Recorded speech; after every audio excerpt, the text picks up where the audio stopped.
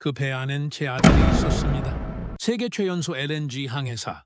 그날 그는 훈장처럼 유니폼을 입었고 전 샴페인을 터뜨리며 말했죠. 이 배가 우리 회사를 구할 것이다. 그 배는 길이 345m, 가스 17만 톤을 실은 2조 원짜리 괴물이었습니다. 그리고 전 한국이 아닌 중국이 찍힌 도면을 선택했습니다. 그 선택의 대가는 단 18시간 만에 돌아왔습니다. 황포강을 떠난 선박은 수평선도 넘기 전에 붉은 화염과 함께 산산조각 났습니다. 그때 저는 처음으로 깨달았습니다. 왜 똑같은 도면인데 어떤 배는 떠오르고 어떤 배는 가라앉는가? 답은 단 하나였습니다. 한국이라는 세 글자. 도면의 끝에 작게 적혀 있었지만 그 작은 글자가 바다 위에서 생사를 가르는 기준이었습니다. 기술은 베낄 수 있어도 혼은 베낄 수 없었습니다. 그 전에 잠깐 시청자분들의 귀한 1초. 구독과 좋아요, 알림 설정이 영상 제작에 큰 힘이 됩니다. 지금부터 시작합니다. 독일 함부르크 본사 17층 내 사무실. 엘베 강이 창밖으로 유유히 흐르고 있었습니다. 저는 그 강을 바라보며 에스프레소를 홀짝이고 있었죠. 쓴맛이 좋았습니다. 달콤한 건 약한 놈들이나 찾는 거니까요. 갑자기 비서 안나가 노크도 없이 문을 열었습니다. 사장님, 예약 없는 손님이 로비에 와 있습니다. 쫓아내. 중국에서 왔다고 합니다. 해양 조성으로 부회장이라고요. 저는 에스프레소 잔을 내려놓으며 피식 웃었습니다. 중국? 재밌네. 들어오라고 해. 5분 후 그 남자가 들어왔습니다. 회색 수트, 반질반질한 가죽 서류 가방, 그리고 이상하리만치 자신감 넘치는 눈빛. 이름은 리젠. 중국 해양조성그룹 부회장이라더군요. 악수를 청하는 그의 손은 땀 한 방울 없이 차가웠습니다. 막스 라인하르트 사장님, 만나 뵙게 되어 영광입니다. 영광까진 아니고요. 커피 드릴까요? 괜찮습니다. 시간이 곧 돈이니까요. 마음에 들더군요. 적어도 쓸데없는 예의는 생략하는 사람이었으니까. 그는 서류 가방에서 하나의 문건을 꺼내 제 책상 위에 탁 소리를 내며 내려놓았습니다. 이 계약이 당신의 회사를 바꿔놓을 겁니다. 저는 문건을 펼쳤습니다. LNG 운반선 10척, 총 2조 원 규모. 눈을 의심했습니다. 한국 조선소 견적은 한 척당 5천억 원. 그런데 이 중국 친구가 제시한 가격은 3천억 원. 40% 저렴. 농담하시나요? 숫자는 거짓말 안 합니다, 사장님. 리제는 태블릿을 꺼내 조선소 사진들을 보여줬습니다. 최신 자동화 설비, 용접 로봇, 거대한 도크, 솔직히 인상적이었습니다. 납기는요? 18개월.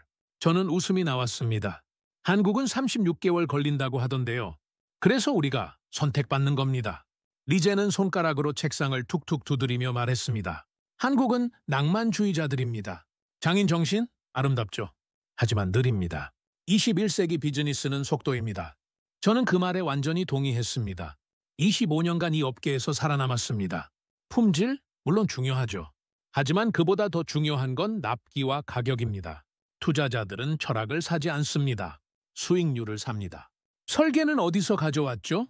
리제는 잠시 뜸을 들이더니 말했습니다. 자체 개발입니다. 우리 엔지니어들이 5년간 연구한 결과물이죠.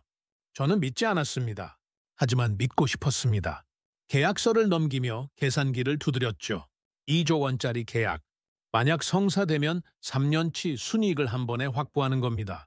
주가는 30% 이상 급등할 것이고 이사회는 저를 신으로 떠받들 것이며 업계는 다시 한번 제 이름을 외칠 겁니다. 역시 막스 라인하르트다. 리제는 마지막 카드를 꺼냈습니다. 한 가지 조건이 있습니다. 말씀하시죠. 독점 계약. 향후 10년간 사장님 회사는 중국산 LNG 선만 공급받으셔야 합니다. 저는 눈을 가늘게 떴습니다. 그건 좀 과하지 않습니까? 과한 게 아닙니다. 우리는 장기 파트너를 원합니다. 단발성 거래가 아니라 10년간 함께 갈 동반자 말이죠. 10년 독점. 위험했습니다. 만약 중국이 실패하면 저도 끝장입니다. 하지만 저는 자신감이 있었습니다. 아니, 솔직히 말하면 오만했습니다. 독일 최고의 CEO가 중국 조선소와 손잡았다? 언론은 난리가 날 겁니다. 하지만 그게 뭐 어땠어요? 결과만 좋으면 되는 겁니다. 저는 리젠에게 손을 내밀었습니다. 계약서 검토 후 일주일 안에 답 드리겠습니다. 리젠은 미소 지으며 악수했습니다. 현명한 선택입니다, 사장님. 그가 나간 뒤 저는 다시 창밖을 바라봤습니다. 엘베강 위로 화물선 한 척이 천천히 지나가고 있었습니다. 낡고 느렸지만 묵묵히 제 길을 가고 있었죠. 그 순간 이상한 생각이 스쳤습니다. 너무 쉽게 얻어지는 건 아닐까? 하지만 저는 그 생각을 밀어냈습니다. 경험이 많으면 이런 거다. 기회를 알아보는 눈. 그게 CEO의 자질이지. 책상 위에 놓인 계약서를 다시 펼쳤습니다. 2조 원. 그 숫자가 제 눈을 사로잡았습니다. 그날 밤 저는 아내에게 말했습니다. 여보, 우리 곧 부자 될 것 같아. 아내는 웃으며 물었습니다. 당신 또 무슨 도박하려고? 도박이 아니야. 계산된 투자지. 하지만 그건 거짓말이었습니다. 저는 그저 숫자에 취해 있었을 뿐이었으니까요. 그리고 그 대가가 얼마나 잔인할지 아직 몰랐습니다. 18개월이 흘렀습니다. 정확히는 539일. 그동안 저는 매일 아침 중국 조선소에서 오는 진행 보고서를 확인했습니다. 도크 작업 95% 완료, 용접 98% 완료, 최종 검수 진행 중. 숫자는 완벽했습니다. 그리고 마침내 그날이 왔습니다. 2024년 9월 3일 오전 6시 중국 상하이 후동 조선소 길이 345m, 폭 53m, 17만 톤의 액화천연가스를 실을 수 있는 거대한 LNG 운반선. 제 눈앞에 그 괴물 같은 배가 서 있었습니다. 은빛 선체가 아침 햇살을 받아 반짝였고 선미에는 독일 국기가 휘날리고 있었습니다. 아름다웠습니다. 아니, 솔직히 말하면 제 자신이 아름다웠습니다. 단상 위에 섰을 때 수백 명의 기자와 카메라가 저를 향했습니다. 리젠이 옆에서 속삭였습니다. 축하합니다, 사장님. 역사를 만드셨습니다. 저는 샴페인 병을 들고 말했습니다. 이 배가 우리 회사를 다시 세계 1위로 만들 것입니다. 박수가 터져 나왔고 카메라 플래시가 쏟아졌습니다. 저는 그 순간을 즐겼습니다. 아니, 만끽했습니다. 효율이 품질을 이긴 시대입니다. 그리고 저는 그 증거를 만들어냈습니다. 언론 인터뷰는 30분 넘게 이어졌습니다. 한국 조선소와의 경쟁에서 승리한 비결이 뭡니까? 간단합니다. 낭만을 버렸습니다. 기자들이 웃었습니다. 저도 웃었습니다. 하지만 그보다 더 중요한 게 있었습니다. 단상 아래 흰색 항해복을 입은 한 청년이 서 있었습니다. 제 아들 토마스, 26세, 세계 최연소 LNG 운반선 항해사. 그 타이틀은 제가 만들어준 겁니다. 솔직히 말하면 아들을 이 배에 태운 건 과시욕 때문이었습니다. 막스 라인하르트의 아들이 막스 라인하르트의 배를 몬다. 얼마나 멋진 헤드라인입니까? 출항식이 끝난 후 토마스가 저에게 다가왔습니다. 아버지, 긴장되네요. 뭐가? 넌 이미 3년간 항해 경험이 있잖아. 그래도 이건 처음이잖아요. LNG선은. 저는 아들의 어깨를 탁 쳤습니다. 걱정 마. 이 배는 완벽해.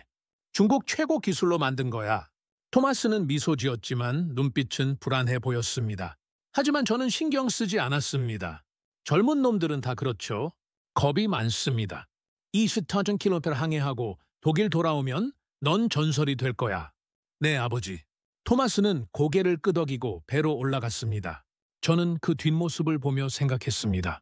내 아들이 저 배를 몰고 대서양을 건너는구나. 자랑스럽다. 9월 4일 오후 3시. 선박은 상하이를 떠나 수에즈 운하를 거쳐 대서양으로 향했습니다. 24km 첫 항해. 저는 함부르크 본사에서 실시간 모니터링 시스템을 지켜봤습니다. 냉각 온도 162도. 정상. 엔진 출력 22노트. 정상. 화물창 압력 안정. 모든 게 완벽했습니다. 출항 12시간 후 저는 이사회에 보고했습니다. 모든 시스템 정상 작동 중. 예상 도착 시간 9월 28일. 이사들은 박수를 쳤고 주가는 8% 상승했습니다. 저는 와인 한 잔을 따르며 혼잣말했습니다. 성공했어. 드디어 성공했어. 그날 밤 저는 샴페인 2병을 비우고 잠들었습니다. 9월 5일 오전 9시 47분. 사무실 전화가 울렸습니다. 선장 밀러의 목소리였습니다.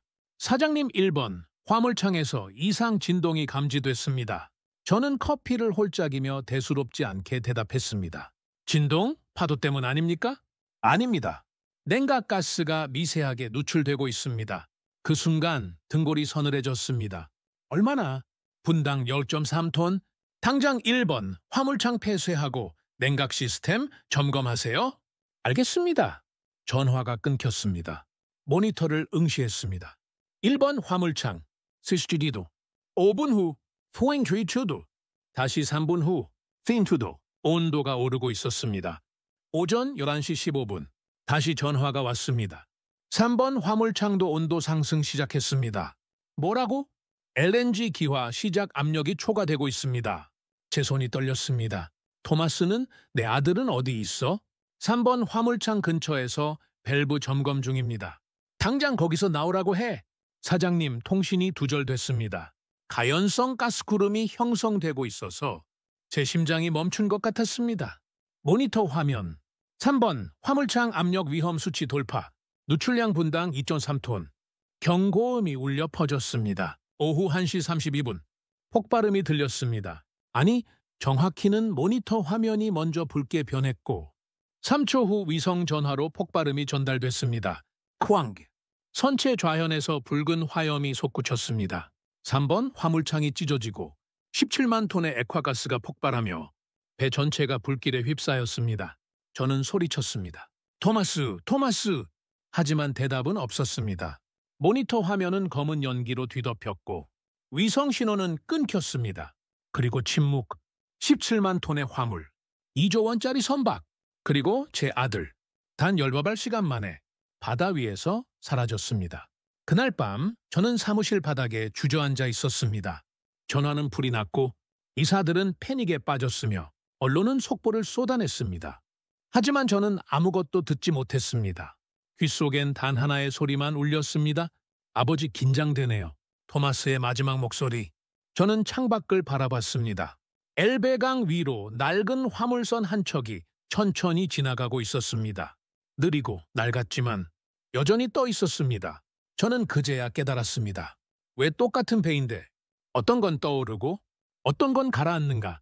하지만 그 대답을 찾기엔 너무 늦어버렸습니다. 그날 밤 저는 잠을 이루지 못했습니다. 사무실 소파에 누워 천장을 바라봤습니다. 형광등이 깜빡이고 있었죠. 교체해야 한다고 비서에게 말한 지 3주가 지났는데 아직도 그대로였습니다. 별로 중요한 일이 아니었으니까요. 하지만 그날 밤 그 깜빡이는 불빛이 저를 미치게 만들었습니다. 깜빡! 깜빡! 깜빡! 마치 제 인생이 꺼져가는 것 같았습니다. 모든 걸 잃었습니다. 선박, 계약, 신뢰, 그리고 제 아들. 하지만 그보다 더 미쳐버릴 것 같았던 건 단 하나의 질문이었습니다. 왜 그 배는 가라앉았는가? 똑같은 도면으로 만든 배가 왜 8시간 만에 폭발했는가?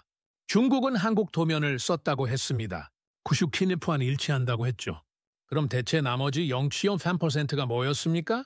저는 그 답을 알아야 했습니다. 아니, 알고 싶었습니다. 아들의 죽음이 그냥 사고였다고 받아들이기엔 저는 너무 오만했으니까요. 일주일이 지났습니다.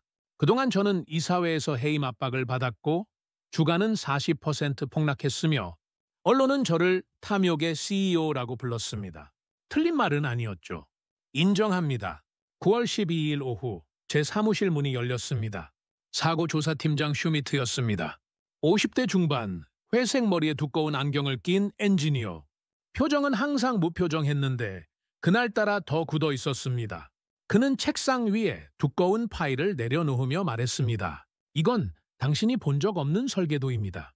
저는 파일을 펼쳤습니다. 첫 장에는 대우조선해양 LNG 운반선 설계도 2021년 원본이라고 적혀 있었습니다. 이게 뭡니까? 중국이 사용한 도면입니다. 자체 개발이 아니라 2021년 대우조선해양에서 유출된 한국 원본 도면입니다. 저는 웃음이 나왔습니다. 비웃음이었죠. 그래요. 알고 있었습니다. 리젠 그 친구가 자체 개발이라고 했을 때부터 의심했어요. 하지만 상관없었습니다. 도면은 도면이니까요. 누가 만들었든 똑같은 배가 나오는 거 아닙니까? 슈미트는 고개를 저었습니다. 아닙니다. 99.7% 일치했지만 나머지 0.3%가 모든 걸 바꿨습니다. 0.3%라뇨? 슈미트는 다음 페이지를 펼쳤습니다. 거기엔 빨간색으로 표시된 부분들이 있었습니다. 극저온 특수 합금 배합 비율, 용접 공법 세부 사항, 단열재 처리 방식, 그리고 가장 중요한 것, 검증 프로세스. 저는 그 문서들을 하나하나 넘기며 읽었습니다. 솔직히 절반도 이해하지 못했습니다. 저는 엔지니어가 아니니까요. 하지만 한 가지는 확실히 알 수 있었습니다. 중국은 도면을 복사했지만 본질은 몰랐습니다. 중국은 이 부분들을 생략했습니다. 비용 절감을 위해서죠. 특수 합금 대신 일반 철강을 썼고 용접 시간을 절반으로 줄였으며 단열재도 저가형을 사용했습니다. 슈미트는 계속 설명했지만 저는 그의 말이 더 이상 들리지 않았습니다. 귓속엔 리젠의 목소리만 울렸습니다. 우리는 한국을 뛰어넘었습니다. 아니, 뛰어넘은 게 아니었습니다. 그저 베꼈을 뿐이었죠. 그것도 제대로 베끼지도 못하고. 저는 슈미트에게 물었습니다. 그럼 한국 조선소에서 만든 바에는요? 완벽합니다. 같은 도면이지만 그들은 모든 과정을 지켰습니다. 0.1mm 단위의 정밀도, 30분씩 걸리는 3cm 용접, 196도, 극저온 내구 실험. 중국이 생략한 모든 것을 한국은 지켰습니다. 그 순간 저는 결심했습니다. 한국으로 가야 한다. 진짜 기술이 뭔지 제 눈으로 직접 확인해야 한다. 숫자가 아니라 사람을, 도면이 아니라 철학을 봐야 한다고요. 9월 16일 오후 3시 인천공항. 처음 밟는 한국 땅이었습니다. 공항은 깨끗했고 사람들은 빨랐으며 모든 게 효율적으로 돌아가고 있었습니다. 저는 피식 웃었습니다. 효율을 말하면서 한국을 무시했던 내가 웃기네.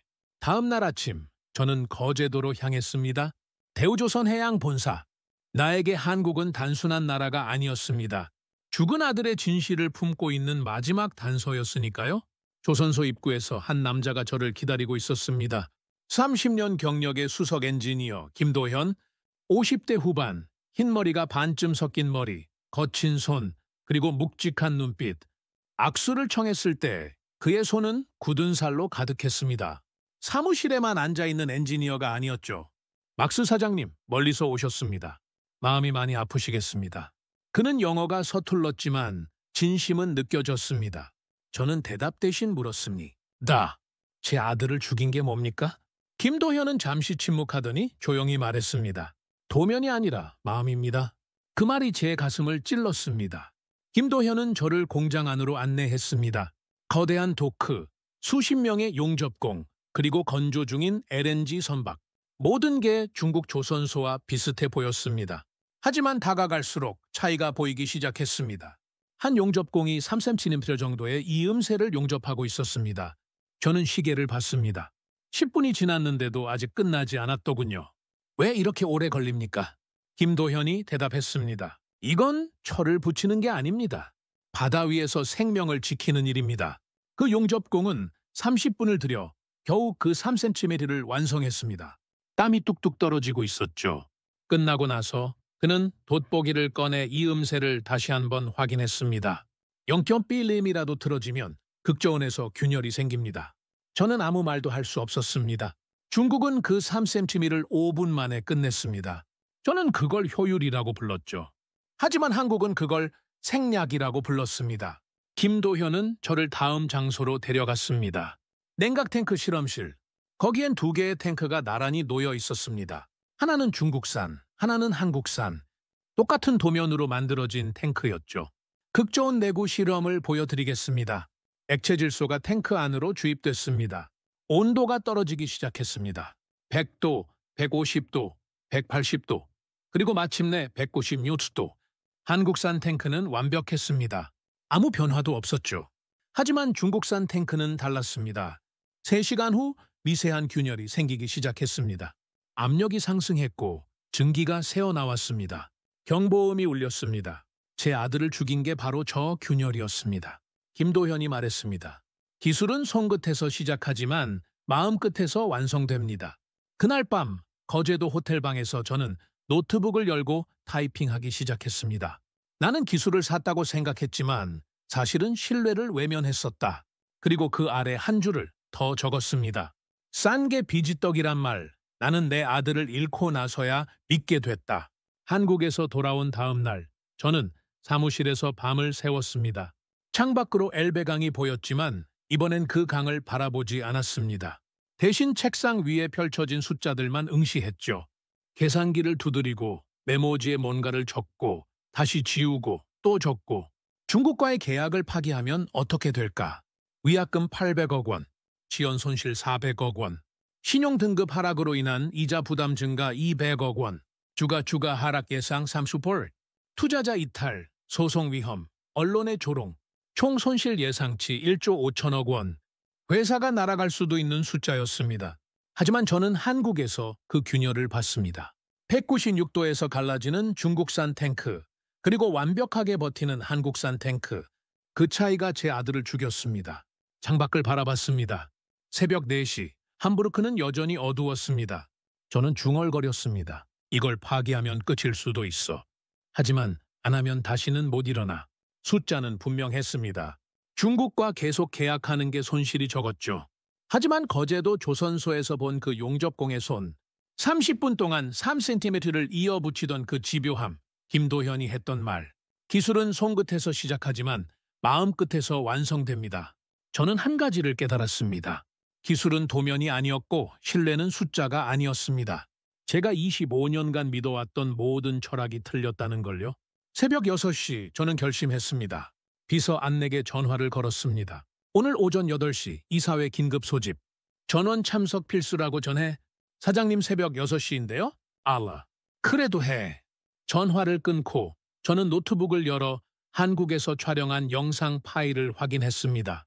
극좋은 실험 장면, 균열이 생기는 중국산 탱크, 그리고 완벽한 한국산 탱크. 이 영상이면 충분했습니다. 9월 21일 오전 8시 이사회 회의실. 15명의 이사가 자리에 앉았습니다. 모두 피곤한 얼굴이었죠. 당연합니다. 갑작스러운 소집이었으니까요. 몇몇은 불만 가득한 표정으로 저를 쳐다봤습니다. 부회장 슈바르츠가 먼저 입을 열었습니다. 막스, 도대체 무슨 일인가? 이 새벽에 긴급 소집이라니. 저는 대답 대신 프로젝터를 켰습니다. 지금부터 보여드릴 영상을 보시면 이해하실 겁니다. 화면에 극좋은 실험실이 나타났습니다. 2개의 탱크, 똑같은 도면으로 만들어진 탱크. 하나는 중국산, 하나는 한국산. 액체 질소가 주입되고 온도가 떨어지기 시작했습니다. 혈도, 핵행고슈도, 쪽도. 3시간 후 중국산 탱크에 균열이 생겼습니다. 증기가 새어나오고 압력이 상승하고 경보음이 울렸습니다. 회의실이 조용해졌습니다. 영상이 끝나고 저는 말했습니다. 이게 우리가 선택한 기술이었습니다. 그리고 이게 제 아들을 죽인 균열입니다. 아무도 말이 없었습니다. 저는 계속했습니다. 똑같은 도면입니다. 99.7% 일치합니다. 하지만 나머지 0.3%가 모든 걸 바꿨습니다. 중국은 도면을 복사했지만 철학은 몰랐습니다. 재무이사 밀러가 손을 들었습니다. 그래서 뭘 하자는 겁니까? 중국과의 계약을 파기합니다. 회의실이 술렁였습니다. 미쳤습니까? 슈바르츠가 소리쳤습니다. 위약금만 800억입니다. 손실은 1조 5천억 원. 회사가 날아갈 판인데. 알고 있습니다. 저는 침착하게 대답했습니다. 하지만 계속 중국과 계약하면 같은 사고가 반복됩니다. 그럼 우리 회사는 영원히 끝입니다. 밀러가 반박했습니다. 그럼 대안은 뭡니까? 한국입니까? 한국은 2배나 비쌉니다. 맞습니다. 한 척당 5천억 원입니다. 중국보다 2천억 원 비쌉니다. 그런데 왜 한국입니까? 저는 화면을 다시 틀었습니다. 이번엔 한국산 탱크 영상이었습니다. 196도에서도 완벽하게 버티는 탱크, 균열 하나 없는 표면. 이게 답입니다. 비싸지만 안전합니다. 느리지만 완벽합니다. 그리고 가장 중요한 건 저는 이사들을 한 명씩 바라보며 말했습니다. 우리 회사는 다시는 아들을 잃는 아버지를 만들지 않습니다. 회의실이 다시 조용해졌습니다. 부회장 슈바르츠가 한숨을 쉬며 말했습니다.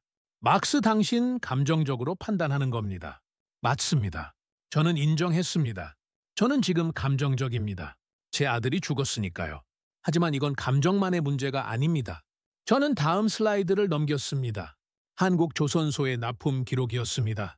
한국 대우조선해양은 지난 30년간 LNG 운반선 사고율 0.01%입니다. 중국은 5년간 12%입니다. 숫자로만 봐도 한국이 압도적입니다. 재무이사 밀러가 고개를 끄덕였습니다. 하지만 가격 차이보다 중요한 게 있습니다. 저는 단호하게 말했습니다. 신뢰입니다. 우리가 중국과 계속 계약하면 세계는 우리를 믿지 않습니다. 하지만 한국과 계약하면 우리는 다시 신뢰를 회복할 수 있습니다. 슈바르츠가 물었습니다. 그래서 제안은 뭡니까?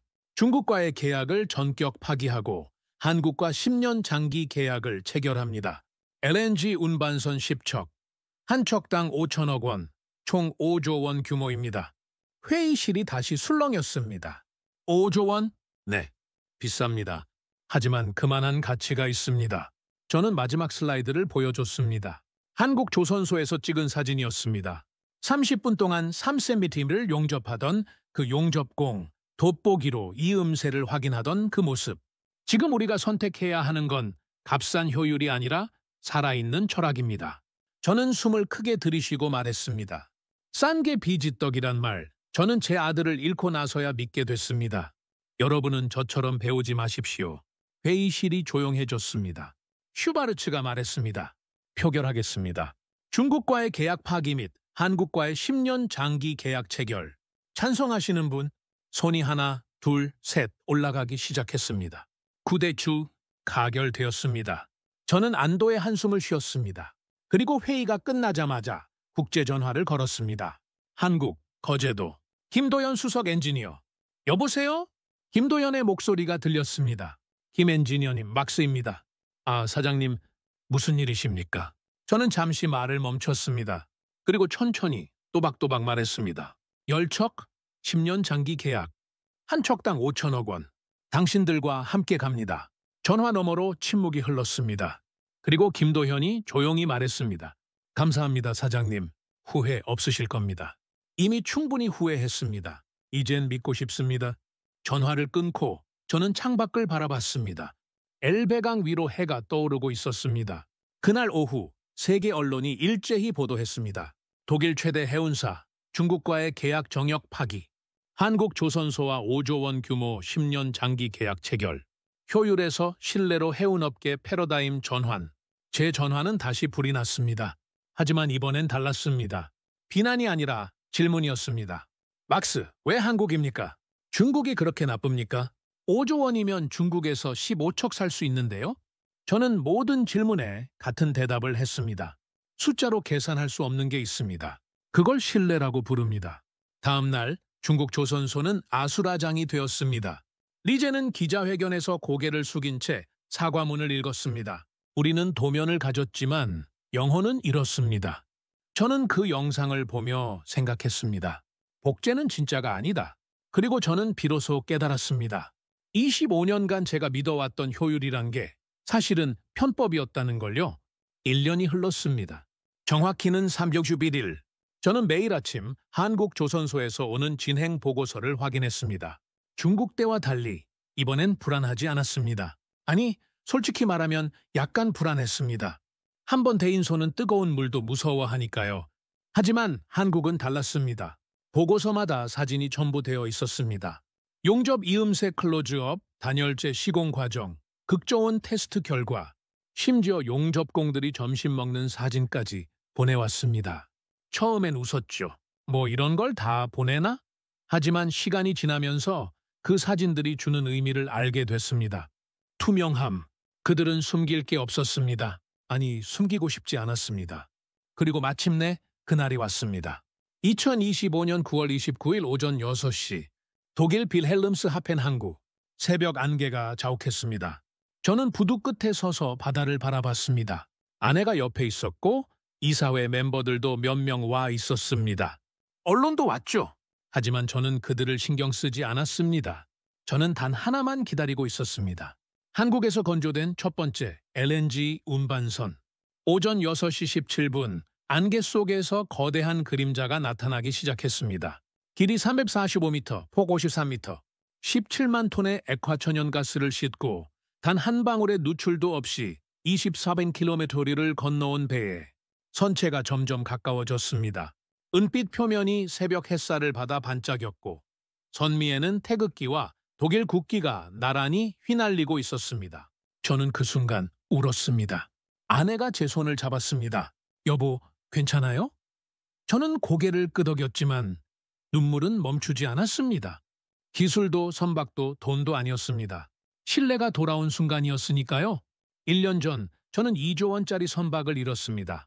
그리고 제 아들을 잃었습니다.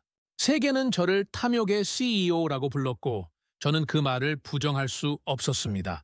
맞았으니까요. 하지만 지금 제 앞에 서 있는 이 배는 달랐습니다. 한국이라는 이름이 찍힌 도면으로 한국의 손끝과 마음끝에서 완성된 배.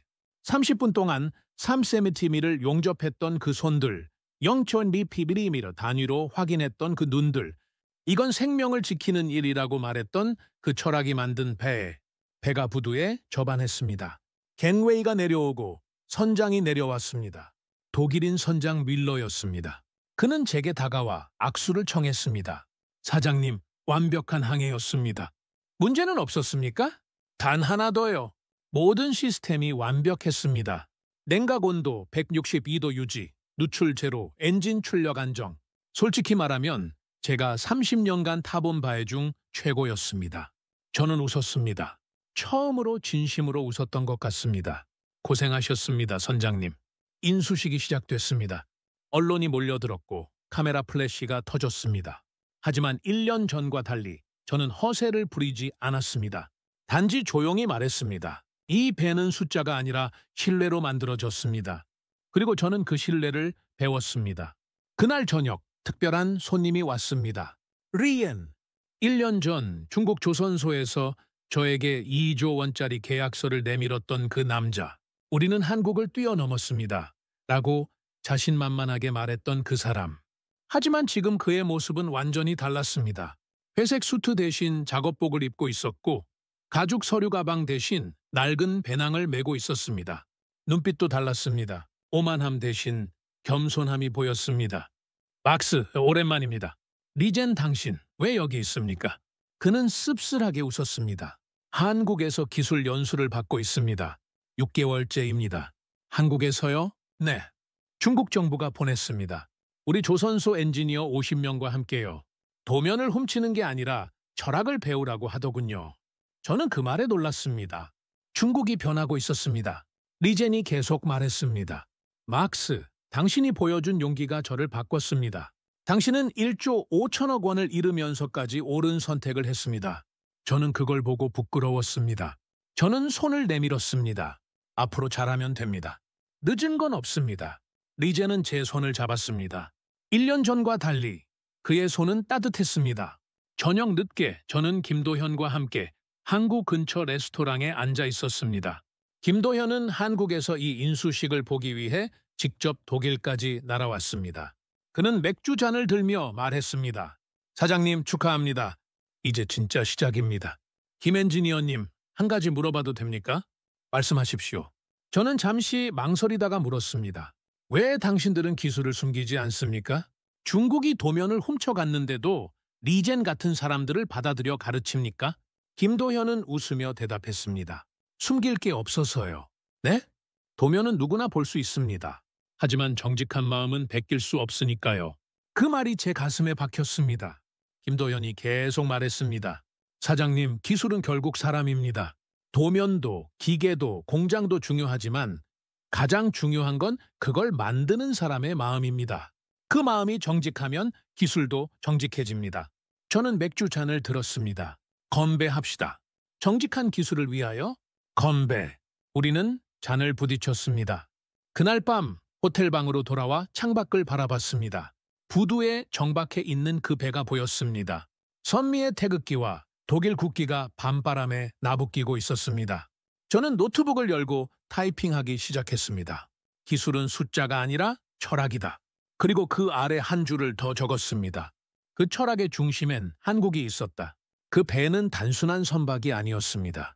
바다 위에서 지켜낸 신뢰의 증거였고 철학의 결정체였으며 제 아들 토마스에게 보내는 약속이었습니다. 아빠는 이제 알았어. 효율보다 중요한 게 있다는 걸, 숫자보다 소중한 게 있다는 걸. 창밖 바다를 바라보며 저는 처음으로 평화로움을 느꼈습니다. 1년 전 저는 모든 걸 잃었습니다. 하지만 지금 저는 더 중요한 걸 얻었습니다. 신뢰. 그리고 그 신뢰는 숫자로 계산할 수 없는 가치였습니다. 커피를 마시며 아침 뉴스를 켰습니다. 일상적인 루틴이었죠. 경제 뉴스, 육아 동향, 주식시장. 그런데 한 기사가 눈에 들어왔습니다. 중국 해양조선그룹 부회장 리젠, 횡령 혐의로 기소. 화면에 리젠이 나왔습니다. 1년 전 제게 계약서를 내밀며 자신만만하게 웃던 그 모습은 온데간데 없었습니다. 수갑을 차고 고개를 숙인 채 법원으로 들어가고 있었습니다. 리포터가 말했습니다. 리젠 부회장은 독일 해운사 사고의 책임자로 지목되며 해고된 후 횡령 및 기술 절도 혐의로 추가 기소됐습니다. 검찰은 징역 15년을 구형했습니다.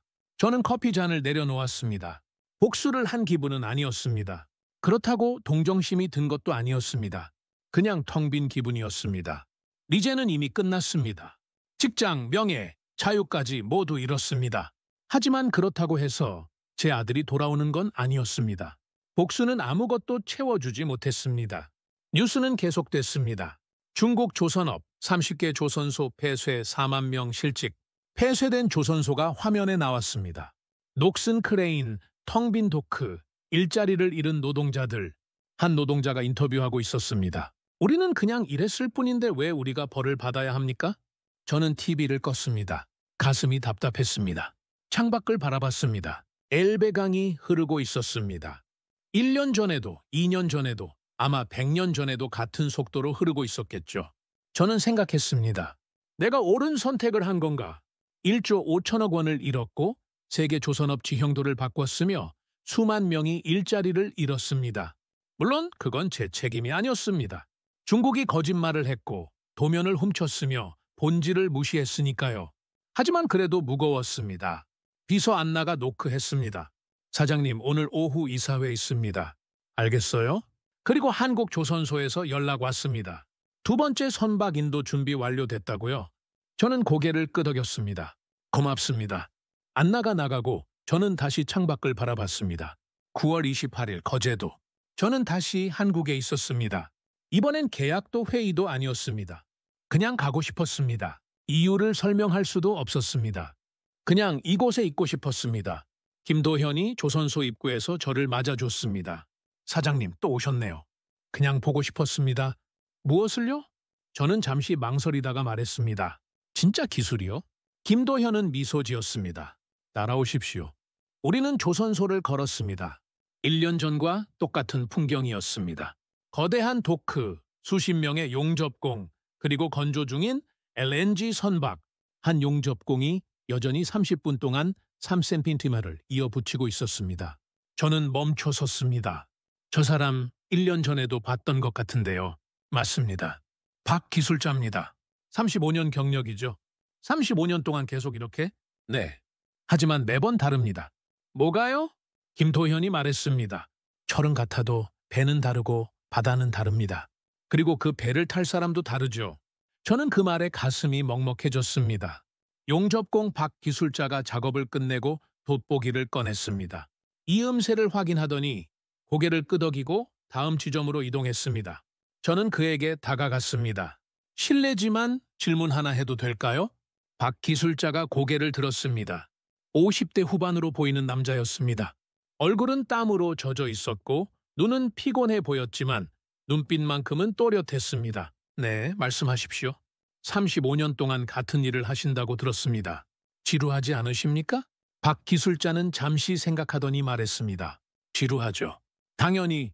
그런데 왜 계속 하십니까? 이 배를 탈 사람들 때문입니다. 네? 박 기술자는 용접 마스크를 벗으며 말했습니다. 저는 이 배를 탈 사람들의 얼굴을 모릅니다. 이름도 모르고 어느 나라 사람인지도 모릅니다. 하지만 한 가지는 압니다. 뭡니까? 그들도 누군가의 아들이고 아버지고 남편이라는 것, 그리고 그들이 무사히 집으로 돌아가야 한다는 것. 저는 할 말을 잃었습니다. 박 기술자가 계속 말했습니다. 그래서 저는 3cm를 30분 동안 용접합니다. 지루하지만 중요합니다. 0.1mm라도 틀어지면 바다 위에서 사람이 죽으니까요. 그 순간 저는 울었습니다. 참으려고 했지만 참을 수 없었습니다. 박 기술자가 당황하며 물었습니다. 사장님, 괜찮으십니까? 저는 고개를 저었습니다. 아니요, 괜찮지 않습니다. 저는 눈물을 닦으며 말했습니다. 제 아들이 중국산 배에서 죽었습니다. 그 배는 30분이 아니라 5분 만에 용접했습니다. 0.1mm가 아니라 1mm 오차를 허용했습니다. 박 기술자는 아무 말도 하지 않았습니다. 그냥 조용히 고개를 숙였습니다. 저는 계속 말했습니다. 지금 당신이 하는 일이 제 아들을 살릴 수도 있었던 일입니다. 하지만 저는 그걸 선택하지 않았습니다. 30분이 너무 느리다고 생각했으니까요. 박 기술자가 조용히 말했습니다. 사장님, 이제는 아시지 않습니까? 빠른 게 좋은 게 아니라는 걸? 네, 이제 압니다. 너무 늦게 알았지만 박 기술자는 제 어깨를 가볍게 두드렸습니다. 늦지 않았습니다. 지금이라도 아셨으니까요. 그날 저녁, 거제도 해변을 혼자 걸었습니다. 해가 지고 있었고 바다는 붉게 물들어 있었습니다. 파도가 밀려왔다가 빠져나갔습니다. 저는 주머니에서 작은 사진 한 장을 꺼냈습니다. 토마스의 사진이었습니다. 항해복을 입고 웃고 있는 모습. 토마스. 저는 사진을 바라보며 중얼거렸습니다. 아빠는 이제 알았어. 빠른 게 좋은 게 아니라는 걸. 효율이 전부가 아니라는 걸. 파도 소리가 들렸습니다. 미안해. 아빠가 멍청했어. 숫자만 봤어. 사람은 안 봤어. 바람이 불었습니다. 하지만 이제는 다르게 살게. 약속할게. 저는 사진을 다시 주머니에 넣었습니다. 그리고 바다를 바라봤습니다. 저 바다 어딘가에 한국에서 만든 배들이 항해하고 있을 겁니다. 30분 동안 용접한 이음새, 0.1mm 단위로 확인한 정밀도, 그리고 누군가의 아들을 지키려는 정직한 마음으로 만들어진 바에 그게 진짜 기술이었습니다. 도면이 아니라 사람, 숫자가 아니라 철학, 효율이 아니라 신뢰. 저는 숨을 깊이 들이마셨습니다. 차가운 바람이 폐를 채웠습니다. 그리고 처음으로 평화를 느꼈습니다. 리제는 감옥에 갔고 중국 조선소는 무너졌으며 세계는 변했습니다. 하지만 그 모든 것보다 중요한 건 저 자신이 변했다는 것이었습니다. 25년간 숫자만 보던 CEO에서 이제는 사람을 보는 사람으로, 효율을 외치던 사업가에서 이제는 철학을 믿는 사람으로, 그게 제 아들이 제게 남긴 마지막 선물이었습니다. 1년 전 저는 2조 원짜리 선박을 잃었습니다. 그리고 1조 5천억 원의 손실을 감수하며 중국과의 계약을 파기했습니다. 주가는 폭락했고 이사회는 저를 미쳤다고 했으며 언론은 저를 탐욕의 CEO에서 도박꾼으로 바꿔 불렀습니다. 하지만 그 모든 것보다 아팠던 건 제 아들을 잃었다는 사실이었습니다. 토마스, 26살, 세계 최연소 항해사, 그리고 제 자랑이었던 아들. 저는 그 아이를 효율이라는 재단에 바쳤습니다. 빠른 게 좋은 거라고, 싼 게 현명한 거라고, 숫자가 전부라고 믿었던 아버지의 오만함 때문에 2025년 9월 30일 함부르크 본사. 오늘은 특별한 날이었습니다. 한국에서 건조된 세 번째 LNG 운반선이 함부르크 항구에 도착하는 날이었습니다. 총 10척 중 3척째 모두 완벽했습니다. 단 한 건의 사고도 단 한 방울의 누출도 없었습니다. 저는 이사회를 소집했습니다. 15명의 이사가 회의실에 모였습니다. 1년 전 제가 중국과의 계약 파기를 제안했을 때 9대 6으로 가까스로 통과됐던 그 자리. 부회장 슈바르츠가 먼저 입을 열었습니다. 막스, 오늘 안건이 뭔가? 저는 프로젝터를 켰습니다. 화면에 숫자들이 나타났습니다. 한국산 LNG 선박 3척 인도 완료, 사고율 0%, 누클률 0%, 운항 효율 예상 대비 112%, 연료 절감 연간 1,200억 원, 보험료 절감 연간 800억 원. 슈바르츠가 휘파람을 불었습니다. 이거 장난 아닌데? 재무이사 밀러가 말했습니다. 1년 전 우리가 잃은 1조 5천억 원, 3년 안에 회수 가능하겠습니다. 저는 고개를 끄덕였습니다. 맞습니다. 숫자로만 보면 우리는 성공했습니다. 그럼 됐잖아! 누군가 소리쳤습니다. 하지만 저는 다음 슬라이드를 넘겼습니다. 화면에 한 장의 사진이 나타났습니다. 거제도 조선소에서 찍은 사진이었습니다. 용접공 박 기술자가 30분 동안 3cm를 용접하는 모습. 이게 진짜 성공입니다. 회의실이 조용해졌습니다. 저는 계속 말했습니다. 1년 전 저는 여러분께 말했습니다. 지금 우리가 선택해야 하는 건 값싼 효율이 아니라 살아있는 철학이라고요. 당시엔 반신반의하셨죠? 몇몇 이사들이 고개를 끄덕였습니다. 하지만 지금 세계가 증명해주고 있습니다. 철학이 숫자를 이긴다는 걸요. 저는 다음 슬라이드를 보여주었습니다. 전 세계 한국 조선소 발주 현황. 노르웨이 12척, 프랑스 8척, 일본 15척, 미국 20척, 저희 독일 회사는 10척, 총 65척, 32조 5천억 원 규모. 한국조선업은 10년 만에 최대 호황을 맞고 있습니다. 그리고 그 중심에 우리가 있습니다. 슈바르츠가 웃으며 말했습니다. 막스, 자네가 옳았네. 인정하지. 아니요. 저는 고개를 저었습니다. 제가 옳았던 게 아닙니다. 한국이 옳았던 겁니다. 회의가 끝나고 저는 혼자 사무실에 남았습니다. 창밖으로 엘베강이 보였습니다. 저 강은 멈추지 않고 흐르고 있었습니다. 느렸지만 확실했습니다. 책상 서랍을 열었습니다. 거기엔 토마스의 사진이 있었습니다. 항해복을 입고 웃고 있는 모습. 토마스. 저는 사진을 꺼내 들며 중얼거렸습니다. 아빠는 1년 동안 많은 걸 배웠어. 너무 늦게 배웠지만 사진 속 토마스는 여전히 웃고 있었습니다. 기술은 도면이 아니라는 것, 효율은 빠름이 아니라는 것, 그리고 가장 중요한 건 사람이라는 것. 저는 사진을 다시 서랍에 넣었습니다. 네가 남긴 마지막 교훈이야? 고마워, 아들. 그날 오후 함부르크 항구. 세 번째 LNG 운반선이 도착했습니다. 길이 345m, 폭 53m, 17만 톤의 액화천연가스를 싣고 24km를 건너온 바에 선미에는 태극기와 독일 국기가 나란히 휘날리고 있었습니다. 저는 선장 무일러를 만났습니다. 선장님, 항해는 어땠습니까? 완벽했습니다, 사장님. 3개월간 단 한 건의 문제도 없었습니다. 다행입니다. 선장이 제게 작은 봉투를 건넸습니다. 사장님, 이거 한국조선소에서 부탁받았습니다. 봉투를 열자 작은 메모가 있었습니다. 박 기술자 드림. 메모를 읽었습니다. 막스 사장님, 이 배를 만들 때 저는 사장님 아들을 생각했습니다.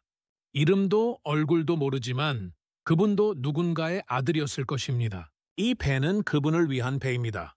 다시는 같은 일이 없도록 저는 연초미비비리미까지 확인했습니다. 부디 안전한 항해 되십시오. 박 기술자. 저는 그 메모를 읽고 또 읽었습니다. 가슴이 뜨거워졌습니다. 선장님, 이 배 이름이 뭡니까? 아직 명명식을 안 하셨죠? 사장님이 정하시기로 했는데 저는 배를 바라봤습니다. 거대하고 은빛이고 아름다웠습니다. 토마스호로 하겠습니다. 네?